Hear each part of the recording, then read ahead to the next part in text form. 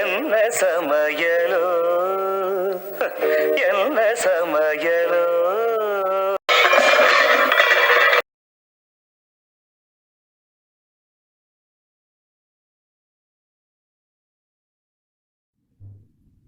வெண்டைக்காய் குடமிளகா போட்டு சாம்பார் பண்ணலாம். அதுக்கு ஒரு 4லேருந்து 5 வெண்டைக்காய், கொஞ்சம் குடமிளகா, தேவையான அளவுக்கு கருவேப்பிலை, 2 பச்சை மிளகா, 3 வரமிளகா, 1 தக்காளி, 1 கப்பு புளி தண்ணி, 3/4 கப்பு வெந்த பருப்பு,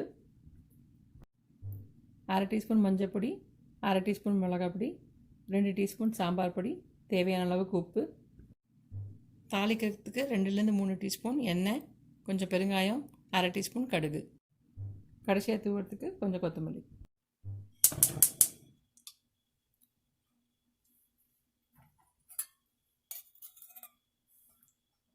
ரெண்டு ஸ்பூன் எண்ணெய் குத்திக்கிறேன்.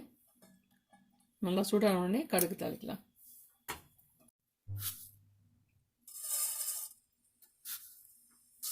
அரை ஸ்பூன் கடுகு,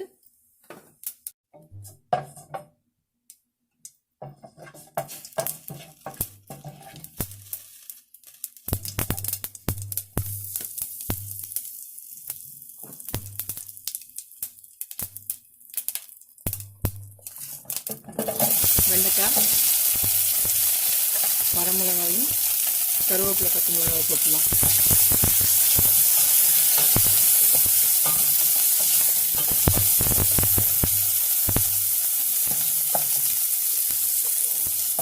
குடமிளகா,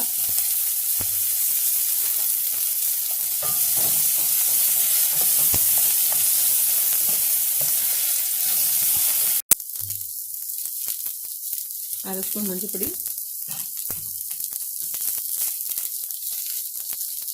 அரை ஸ்பூன் சாம்பார் பொடி, அரை ஸ்பூன் மிளகாய் பொடி, கொஞ்சம் உப்பு. இது எல்லாத்தையும் போட்டு கொஞ்சம் வதக்கிட்டு ஒரு 1/4 கப்பு தண்ணி ஊற்றிடலாம் கொஞ்சம் நேரம் வேகிறதுக்கு.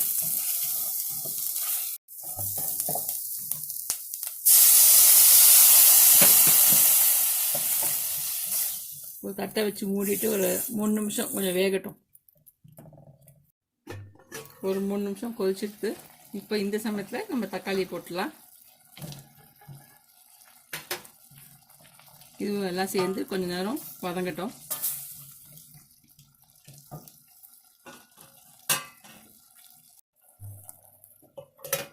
சும்மா 1 நிமிஷம் கொதிக்கட்டும். கொஞ்சம் வதங்கிட்டு இப்போ நம்ம புளி தண்ணி போட்டுடலாம்.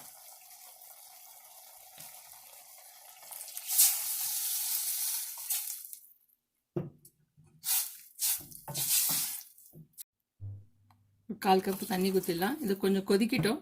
கொதிச்சதுக்கப்புறமா நம்ம இன்னும் கொஞ்சோண்டு சாம்பார் பொடி, ஃபஸ்ட்டு வந்து 1/2 டீஸ்பூன் தான் சாம்பார் பொடி போட்டேன். ஸோ இப்போ கொதிச்சதுக்கப்புறம் ஒரு 1/2 டீஸ்பூன் சாம்பார் பொடி இன்னொரு வாட்டி போட்டுடலாம். இப்போ லைட்டாக கொதிக்க ஆரம்பிச்சிருக்கு புளி தண்ணி. இப்போ நம்ம பாக்கி சாம்பார் பொடி ஒரு 1/2 டீஸ்பூன் சாம்பார் பொடி போட்டுடலாம். கொஞ்சம் உப்பையும் போட்டுடலாம்.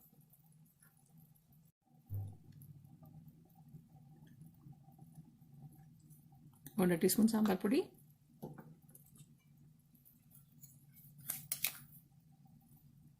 அரை டீஸ்பூன் உப்பு.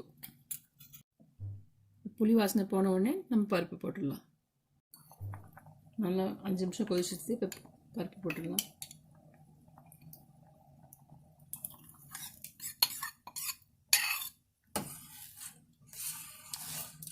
பருப்பு போட்டு ஒரு 2 கொதி வரட்டும். கொஞ்சம் சாப்பிட்டு பார்த்துட்டு சால்ட் வேணுன்னா இப்போ ஆட் பண்ணிக்கலாம். நான் ஒரு 1/4 ஸ்பூன் சால்ட் போட்டுக்கிறேன்.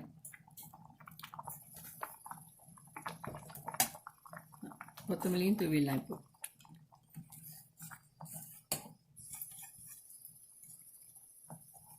வெண்டைக்காய் குடமிளகா போட்டு சாம்பார் ரெடி ஆகிடுது.